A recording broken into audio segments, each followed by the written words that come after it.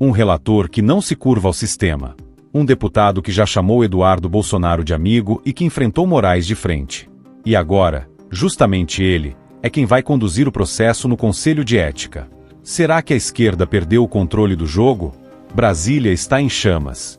Não por acaso, mas porque a engrenagem que parecia funcionar como um rolo compressor contra a direita travou. O Conselho de Ética da Câmara, sempre usado como vitrine para perseguir desafetos políticos, agora tem um relator que não joga para a plateia da imprensa. Marcelo Freitas, delegado da Polícia Federal, deputado de União Brasil por Minas Gerais, foi escolhido para relatar o processo que pode levar à cassação do mandato de Eduardo Bolsonaro. Só que, para desespero da esquerda, Freitas é um nome alinhado às pautas da direita, defensor da anistia aos perseguidos de 8 de janeiro e crítico declarado dos abusos do ministro Alexandre de Moraes. Ou seja, o script da esquerda desmoronou. Para entender o peso dessa escolha, precisamos olhar para o perfil do relator. Marcelo Freitas não é um novato qualquer. Ex-delegado da Polícia Federal, concursado, com carreira sólida e ligação direta com as forças de segurança. Um homem que conhece a lei não pelos manuais de redação da imprensa, mas pela prática de aplicar a Constituição no dia a dia. Ele já deixou claro, em 2019, ao lado de Eduardo Bolsonaro, que não iria se esconder. Chamou o deputado de amigo, apertou sua mão e disse diante das câmeras que estava com o governo de Jair Bolsonaro. Um gesto de coerência, mas que a mídia agora tenta transformar em prova de parcialidade. A verdade é simples. Ser amigo de Eduardo não é crime. Crime é usar toga para calar vozes políticas. Freitas é conhecido por 3 posições que incomodam profundamente o sistema. Primeiro, a anistia. Ele foi um dos defensores da anistia ampla, geral e restrita aos envolvidos no 8 de janeiro. Enquanto a esquerda clamava por punições exageradas, Freitas lembrava que a justiça não pode se transformar em vingança. Segundo, o impeachment de Moraes. Em publicações recentes, o deputado deixou claro que Moraes ultrapassou todos os limites constitucionais. Denunciou o autoritarismo e afirmou que democracia não se protege silenciando cidadãos. Terceiro, a crítica à manipulação de julgamentos. Quando o STF julgou Bolsonaro, Freitas não poupou palavras.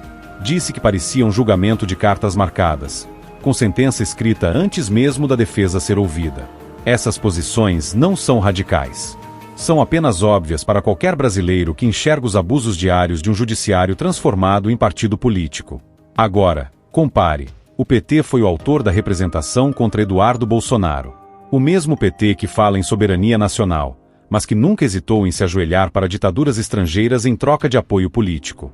O mesmo PT que finge indignação porque Eduardo foi aos Estados Unidos dialogar, mas que fecha os olhos para as viagens de Lula bancadas com dinheiro público, onde mais parece chefe de ONG do que presidente da República.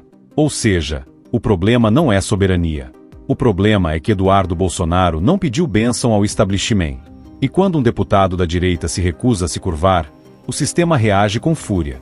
O rito é claro. Freitas tem até 40 dias, prorrogáveis por mais 10, para apresentar seu parecer. O Conselho vota e, se aprovado, vai ao plenário. Mas aqui está a diferença. Pela primeira vez em muito tempo, a chance de o processo não ser conduzido com a narrativa única que a imprensa queria. Se o relator fosse Duda Salabert ou Paulo Lemos, ambos da oposição, o desfecho já estaria escrito. Seria mais uma encenação com final garantido. A sorte, ou melhor, a justiça divina, colocou Marcelo Freitas no centro do tabuleiro. É claro que a imprensa não ia deixar barato. Manchetes e editoriais já martelam a ideia de que há conflito de interesse porque Freitas chamou Eduardo de amigo.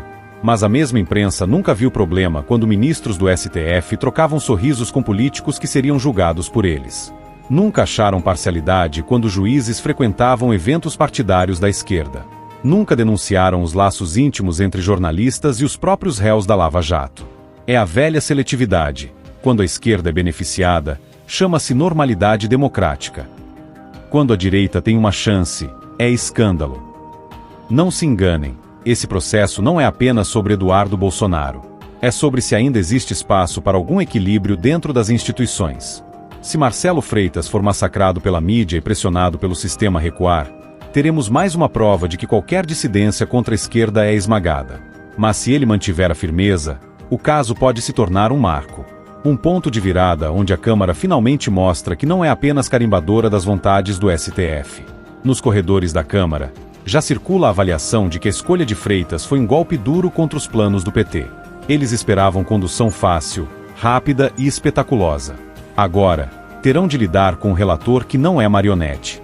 Isso também fortalece a bancada de direita, que vê em Freitas uma espécie de escudo contra a avalanche de processos políticos que a esquerda tenta empurrar goela abaixo. E mais, sinaliza para a base conservadora que nem tudo está perdido dentro do Congresso. Ainda existem parlamentares dispostos a bancar a luta contra o sistema. Lá fora, o assunto também reverbera. Enquanto a imprensa estrangeira segue copiando a narrativa da mídia nacional, pintando Moraes como herói e Bolsonaro como vilão, cresce nos bastidores a percepção de que o Brasil vive um desequilíbrio de poderes sem precedentes. A nomeação de um relator crítico ao STF pode, inclusive, servir como ponto de alerta para aliados internacionais. Será que o legislativo brasileiro ainda consegue frear os excessos de um judiciário que virou partido político? Essa pergunta, mais cedo ou mais tarde, vai ecoar fora do país. Marcelo Freitas é mais do que um relator. É um símbolo. Sua presença nesse processo já quebrou o roteiro que a esquerda esperava. Agora, resta saber, o sistema vai tolerar um relator independente ou fará de tudo para derrubá-lo? Uma coisa é certa. Cada movimento desse processo será acompanhado de perto pelo povo que já não aceita mais ser enganado. O jogo mudou. A guerra política no Brasil acaba de ganhar um novo capítulo. E você, acredita que Marcelo Freitas conseguirá resistir às pressões do sistema e conduzir esse processo com independência? Ou acha que a máquina vai encontrar um jeito de silenciar mais uma vez a voz da direita? Deixe sua opinião nos comentários e não se esqueça de curtir e compartilhar este vídeo. Se você é do tipo que gosta de estar sempre por dentro do que realmente acontece na política do Brasil e do mundo, sem filtro, sem rodeio, já se inscreve aqui no canal, ativa o sininho e fica com a gente, porque aqui a verdade tem vez e voz.